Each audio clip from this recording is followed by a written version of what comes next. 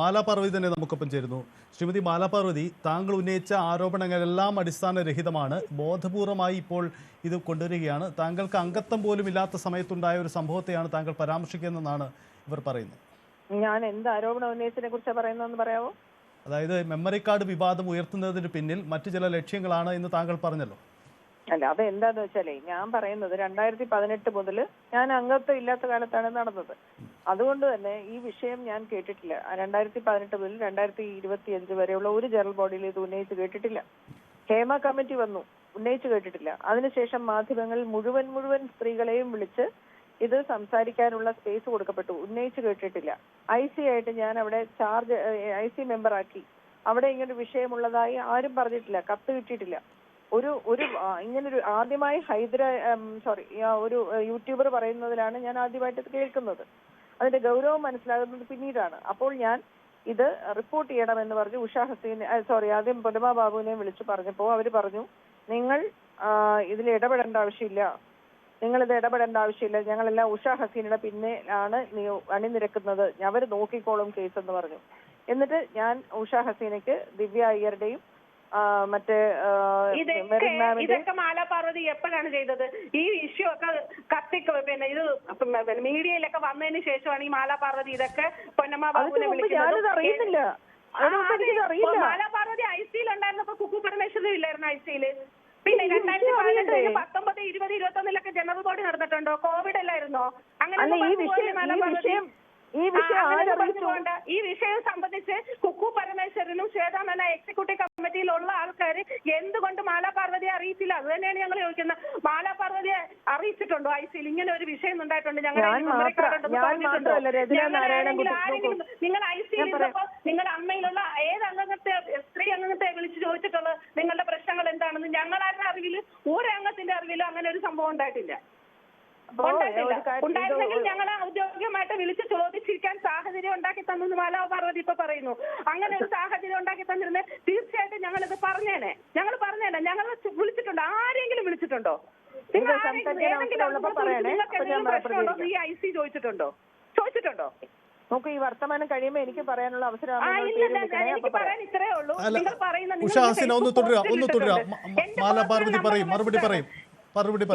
ഞാൻ നിർത്തുകയാണ്. എനിക്ക് ഇത്രേ പറയാനുള്ളൂ. ഇവരിപ്പോ വേണ്ടിയിട്ടാണ് ഇവരിപ്പോ ഇതൊക്കെ ഇവരിനകത്ത് ഇടപെട്ടുകൊണ്ടിരിക്കുന്ന മാലാപാർവതി. അത് ശരിയല്ല. അങ്ങനെ നിർത്തല്ലേ, എനിക്ക് പറയാനുള്ളത് കേക്കൂ. അപ്പോ അവര് വെച്ചിട്ട് പോയോ?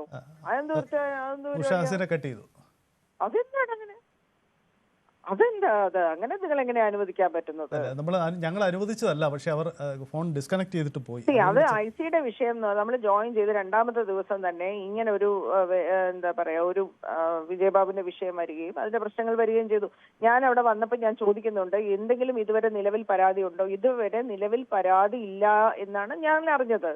ഞാൻ മാത്രമല്ല, അതിനകത്ത് രചന നാരായണൻകുട്ടി ഉണ്ട്, ഞാനുണ്ട്, ഒരു വക്കീലുണ്ട്. ഞങ്ങൾ 5-6 പേര് ചേർന്നിട്ടാണ് IC ഉണ്ടാക്കിയത്. ഇങ്ങനെ ഒരു വിഷയത്തെ കുറിച്ച് ഒരിടത്തും പരാമർശിക്കപ്പെട്ടില്ല. ഞാനിങ്ങനെ സ്വപ്നം കാണുമോ? ആരെങ്കിലും പറഞ്ഞാലേ അറിയുള്ളൂ. ആദ്യമായി ഒരു യൂട്യൂബിലാണ് നമ്മളിത് കേൾക്കുന്നത്. അപ്പൊ തന്നെ ഞാൻ പ്രതികരിച്ച് ഫോൺ നമ്പേഴ്സ് കൊടുത്തു. അവർ പറയുന്നത് ശരിയല്ല. എന്ത് ശരിയല്ല? എനിക്ക് മനസ്സിലാവുന്നില്ല എന്താ ശരിയല്ലാത്തത്. കഴിഞ്ഞ വർഷം ഇവരെന്തിനാ കുക്കു പരമേശ്വരനെ നാമനിർദ്ദേശ പത്രിക കൊടുത്ത് ജനറൽ സെക്രട്ടറി ആയിട്ട് നിന്നപ്പോ ഘോരം പിന്നെ കുക്കുവിന് വേണ്ടി സംസാരിച്ച ആളാണല്ലോ, കുക്കുവിന് വേണ്ടി ക്യാമ്പയിൻ ചെയ്ത ആളാണല്ലോ, കുക്കു ജയിക്കണം എന്ന് പറഞ്ഞ ആളാണല്ലോ. അതെന്താ ഈ വർഷം മാത്രം നാമനിർദ്ദേശ പ്രക്രിയ ബാബുരാജ് പിൻവലിച്ചതിന് ശേഷം ഇത്രയും രോഷം കൊള്ളുന്നത്? ബാബുരാജ് മാത്രമാണ് അമ്മയ്ക്ക് വേണ്ടി എന്തെങ്കിലും ചെയ്തിട്ടുള്ളത്, അദ്ദേഹമാണ് ഇത് പുനരുജ്ജീവിപ്പിച്ചതെന്ന് പറയുന്നത് എന്താണ്? അപ്പൊ ഇത് ഇലക്ഷൻ ആണെന്ന് മനസ്സിലാക്കാൻ എനിക്ക് സാധിക്കുന്നുണ്ട്. അതുകൊണ്ടാ പറയുന്നത്, അല്ലാതെ ഇത് വ്യക്തിപരമൊന്നുമല്ല. അവരിങ്ങനെ ഫോൺ നിർത്തിയിട്ട് പോയെ എന്ത് നിർത്തിയിടാന്നേ? ഈ ബാബുരാജ് പുറത്തു നിന്നാലും ഇപ്പോഴും ഈ തെരഞ്ഞെടുപ്പിനെ ഇടപെടുന്നത് തന്നെ ഉണ്ട്, അങ്ങനെ തന്നെയാണ് വിശ്വസിക്കുന്നത്? അതിനെപ്പറ്റി എനിക്ക് അറിയാത്ത കാര്യം ഞാൻ കമന്റ് ചെയ്തില്ല. പക്ഷെ ഇതെല്ലാം ഒരു ഗ്രൂപ്പ് അല്ലേ? നോക്കൂ, ഇത് നിങ്ങൾക്കത് മനസ്സിലാവും ഞാൻ പറയുന്ന കാര്യങ്ങൾ. വേറെ സ്ത്രീകൾ മനമേലില്ലേ? ഇവര് 3 പേരേ ഉള്ളൂ. ഇനി വരാൻ സാധ്യതയുള്ള 3-4 പേരുകൾ കൂടെ ഉണ്ട്. അല്ലാതെ നമുക്ക് കൊള്ളാവുന്ന സ്ത്രീകൾ അമ്മയിൽ ഉള്ളവര്. മുത്തുമണിയുണ്ട്, സത്യം മാത്രമേ പറയുള്ളൂ. ഇന്ന് വരെ ഒരു കോൺട്രവേഴ്സിയില്ല. വിളിച്ചു ചോദിച്ചു നോക്കും മുത്തുമണി എടുത്ത്. ഞങ്ങൾ വീണ്ടും ഉഷാഹാസിനെ ഒന്ന് കണക്ട് ചെയ്തിരുന്നു, അവർ വീണ്ടും ഡിസ്കണക്ട് ചെയ്തിട്ട് പോയി. എന്തായാലും ഇനി അത് എന്റെ അടുത്ത് സംസാരിക്കാൻ തയ്യാറായില്ല, ഞാൻ എന്ത് ചെയ്യും? അവർക്ക് എന്റെ അടുത്ത് സംസാരിക്കാൻ പറ്റണ്ടേ? എനിക്ക് നോക്കൂ, ഇത് നമുക്ക് വിലക്കുണ്ട്. ഇലക്ഷൻ കഴിയുന്നവരൊന്നും പറയരുത്. ഇലക്ഷൻ കഴിഞ്ഞാൽ നമുക്ക് തുടരാൻ കേട്ടോ. എനിക്കൊരു മര്യാദയുണ്ട്. അവർ പറഞ്ഞ ആൾക്കാരോട് ഞാൻ ബഹുമാനിക്കുന്ന ആൾക്കാരാണ്. ഓക്കെ, ഒരു കാര്യം കൂടി, ഈ വാട്സപ്പ് ഗ്രൂപ്പിലെ ഈ അറിയാലോ, അമ്മയുടെ പെൺമക്കൾ എന്ന വാട്സപ്പ് ഗ്രൂപ്പ് രൂപീകരിച്ചത് പരസ്പരമുള്ള ആശയവിനിമയം ലക്ഷ്യമിട്ടുകൊണ്ടാണ്. പക്ഷേ ആ വിവരങ്ങൾ പുറത്തുവിട്ടത് ബോധപൂർവമാണ്. ഉഷയെ അടക്കം അതിന് പിന്തുണയുണ്ടെന്ന് താങ്കൾ അല്പം ഒരു പോസ്റ്റ് ഇട്ടിരുന്നു. പക്ഷെ അത് ഉഷപൂർവ്വമായി നിഷേധിക്കുകയാണ്. എന്താണെന്നറിയാമോ, അത് ആ യൂട്യൂബ് വീഡിയോയിൽ ഒരു ഇത് കാണിക്കുന്നുണ്ട്, ഒരു സ്ക്രീൻഷോട്ട് കാണിക്കുന്നുണ്ട്. അപ്പൊ ഇത് നമ്മളോട് കൃത്യമായിട്ട് പറഞ്ഞിരുന്നു, ഇത് ഒരു കാരണവശാലും ഇത് ഒരിടത്തുനിന്ന് ഒരു ചാനൽ ലീക്ക് ചെയ്യരുത് എന്ന് പറഞ്ഞുകൊണ്ടിരുന്നിട്ട് ഞങ്ങൾ നോക്കുമ്പോ ഈ സ്ക്രീൻഷോട്ട് കാണിക്കുവാണ്. അപ്പൊ ഈ സ്ക്രീൻഷോട്ട് എടുത്ത് നമ്പർ നോക്കിയപ്പോ 4ാമത്തെ നമ്പറാ, മൈ നമ്പർ തീർക്കുന്നത്. അപ്പൊ അതിൽ നിന്നാണ് വീഡിയോ എടുത്തിരിക്കുന്നത്, അതാണ് പോയിരിക്കുന്നത്. അപ്പൊ നോക്കുമ്പോ നമ്മളുടെ ഗ്രൂപ്പിൽ നോക്കുമ്പോ അത് ഹസീന എന്ന് പറയുന്ന ഉഷയുടെ മറ്റൊരു നമ്പറാണ്. അപ്പൊ അത് എക്സ്ക്ലൂസീവ് കണ്ടന്റ് ഉണ്ടാക്കാൻ യൂട്യൂബറിന് കൊടുക്കുകയാണോ? അതെന്താണ്? അപ്പൊ ഞങ്ങളെയൊക്കെ ചതിക്കുകയല്ലേ? അമ്മയുടെ ഔദ്യോഗിക ഗ്രൂപ്പാണെന്ന് പറഞ്ഞ് വാട്സപ്പ് ഗ്രൂപ്പിൽ ചേർത്ത് ഈ കണ്ടന്റ് അവർ വെളിയിൽ കൊടുക്കുമ്പോ അപ്പോ ഞാൻ ആ യൂട്യൂബറോട് ചോദിക്കുമ്പോ അദ്ദേഹം പറയുന്നു, അതെ എന്റെ മിടുക്കാണ്, എന്റെ മാധ്യമപ്രവർത്തനമാണ്, ഞാനത് കണ്ടുപിടിക്കും, ഞാനൊരു മാധ്യമപ്രവർത്തന. അങ്ങനെയാണെങ്കിൽ ഇവര് പിന്നെ നമ്മളോട് പറയണ്ടേ ഞാൻ ഇന്ന ആൾക്ക് കൊടുത്തിട്ടുണ്ടെന്ന്? പറയണ്ടേ? ഞങ്ങൾ ഇന്ന ആൾക്ക് കൊടുക്കുകയാണെന്ന് ഷെയർ ചെയ്യണ്ടേ? പറയണോ വേണ്ടേ? പബ്ലിക് മീഡിയയിൽ കൊടുക്കുമ്പോ പറയണോ വേണ്ടേ? പറഞ്ഞിട്ട് കൊടുക്കണം. യൂട്യൂബിൽ നടക്കുന്ന മുഴുവൻ കണ്ടന്റും എക്സ്ക്ലൂസീവ് കണ്ടന്റ് ആയിട്ട് അദ്ദേഹത്തിന് കൊടുക്കുകയാണ്. പറയണോ വേണ്ടേ?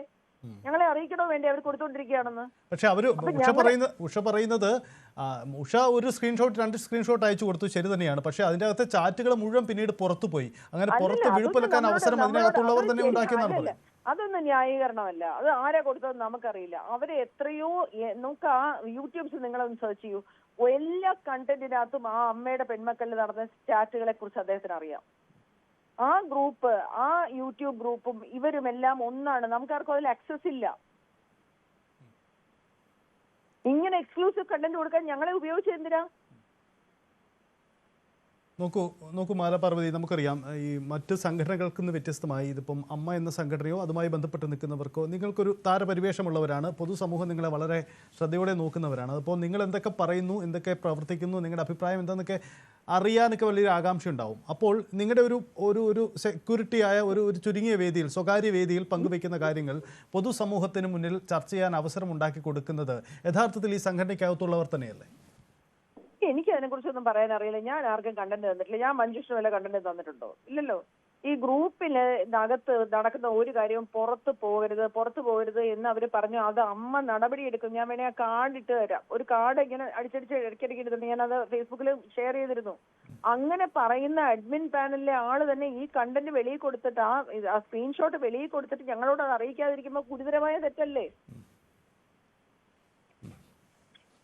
അങ്ങനെയാണെങ്കിൽ ഒരുപാട് പേർക്ക് അറിയണം. ഒരു യൂട്യൂബർ മാത്രം എന്തിനാ അറിയുന്നത്?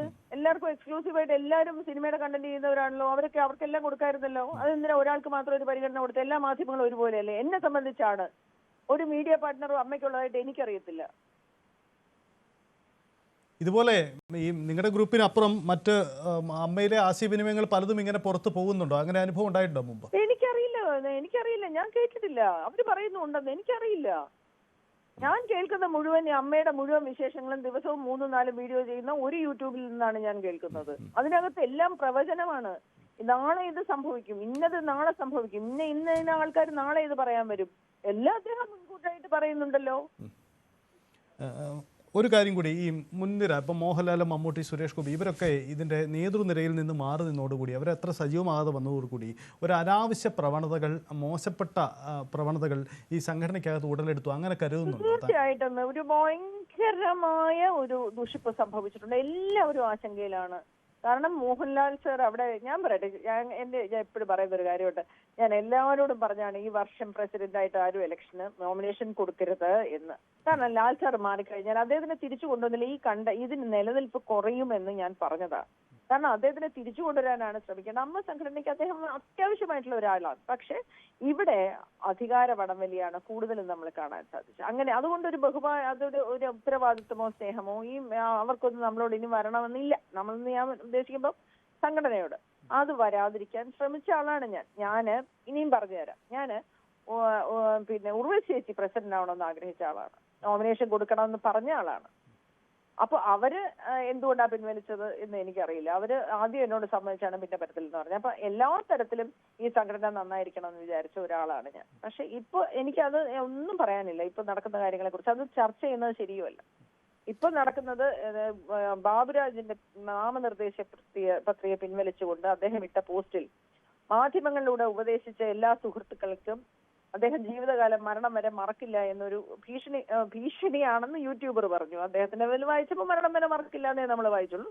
പക്ഷെ ഭീഷണി പോലെ യൂട്യൂബർ എടുത്തു പറയുകയുണ്ടായി. അതിനുശേഷമാണ് നമ്മളൊക്കെ പ്രശ്നത്തിലാണല്ലേ ഏതോ നമ്മൾ മനസ്സിലാക്കുന്നത്. വൻ ഭീഷണി. അതിനുശേഷം നിരയായി ഭീഷണികൾ വന്നുകൊണ്ടിരിക്കുക. വൻ ഭീഷണിയാണ് നമുക്കൊക്കെ. അപ്പൊ അങ്ങനെ എന്തെല്ലാ പറയുന്നത്. എന്തുതരം ഭീഷണിയാണ് ഉണ്ടാവുന്നത് അത് ഇപ്പൊ പറയാൻ ഉദ്ദേശിക്കുന്നില്ല മഞ്ജുഷേ. ഞാൻ പറഞ്ഞില്ലേ, ഞാനൊരു ഇതിനെയും ഇതാക്കുന്നില്ല. അപ്പൊ അങ്ങനെ ഒരു ഭീഷണി നിലനിൽക്കുന്ന സമയത്ത് അപ്പോഴാണ് നമ്മൾ ചുമ്മാതെ വീട്ടിൽ ഇരുന്ന് നാമം ജപിച്ചോണ്ടിരുന്നത്. ഞാനൊക്കെ എഴുന്നേറ്റുന്ന പിന്നെ എന്നാ ഭീഷണി ഉണ്ടായി പിന്നെ കാണണമല്ലോ എന്ന് പറഞ്ഞ് ഇറങ്ങിയത്. അല്ലാതെ എന്തെന്ന് അല്ല താങ്കൾ സൂചിപ്പിച്ചത് താങ്കൾ പുറത്തേക്ക് പറയാൻ ബുദ്ധിമുട്ടുണ്ടാവും. എന്നാലും ഒരു ഗുരുതരമായ ഒരു കാര്യമാണ്. ഞാനത് എഴുതിയിരുന്നു ഫേസ്ബുക്കിൽ. വരുന്നതനുസരിച്ച് ഓരോ മുറയായിട്ട് ഡീൽ ചെയ്യാം. ഞാനിത് ആദ്യം എഴുതിയിട്ടതാ. ഞാൻ വിശ്വസിക്കുന്ന ചോറുണ്ടുന്ന മലയാളികളോടാണ് കാര്യങ്ങൾ സംസാരിക്കുന്നത്. ഭീഷണി വരുന്നതനുസരിച്ച് ഓരോ കാര്യങ്ങളായി നിങ്ങളോട് പറയാം. ഓരോ കാര്യങ്ങൾ നടക്കുന്ന മുറയ്ക്ക്. കാരണം പലതും വരാനുണ്ട് പോലും. വരട്ടെ എന്നാണ് ഞാൻ പറയുന്നത്. മനസ്സിലായോ? അപ്പൊ പ്രകോപിപ്പിക്കരുത് എന്നാണ് എന്നോട് പറഞ്ഞത്. പ്രകോപിപ്പിക്കരുത്, നിങ്ങൾ പെടുന്നത്. ഓക്കെ, അങ്ങനെയാണെങ്കിൽ പ്രകോപിച്ചാൽ കാര്യങ്ങൾ പറഞ്ഞിട്ട് തന്നെയുള്ളൂ. അങ്ങനെയാണ് തീരുമാനം അല്ലേ? തീർച്ചയായിട്ടും. ഓക്കെ, വളരെ നന്ദി മാലാപാർവതി പ്രതികരിച്ചു. എന്തായാലും സിനിമാ മേഖലയിൽ നടക്കുന്ന പ്രവണതകൾ, ചർച്ചകൾ അത് ഏറ്റവും വലിയൊരു തുറന്ന പോരിലേക്ക് കടക്കുന്നു. താരസംഘടനയിലെ ഇപ്പോഴത്തെ തർക്കം എന്നതാണ് സാഹചര്യം. നമ്മൾ കേട്ട് കഴിഞ്ഞു ഉഷാ ഹസീനയും മാലാപാർവതിയും പറയുന്നത്. തെരഞ്ഞെടുപ്പ് രംഗത്തില്ല എന്ന് നോമിനേഷൻ പിൻവലിച്ചു പോയ ബാബുരാജ് ഇപ്പോഴും സംഘടനയിൽ ഇടപെടുന്നു, തെരഞ്ഞെടുപ്പിൽ ഇടപെടുന്നു, അംഗങ്ങളെ ഭീഷണിപ്പെടുത്തുന്ന പ്രവണതകൾ പോലും ഉണ്ടാകുന്നു എന്നതാണ് പറയുന്നത്. വരും ദിവസങ്ങളിലും തുറന്നു പറച്ചിലുകൾ നമുക്ക് പ്രതീക്ഷിക്കാം.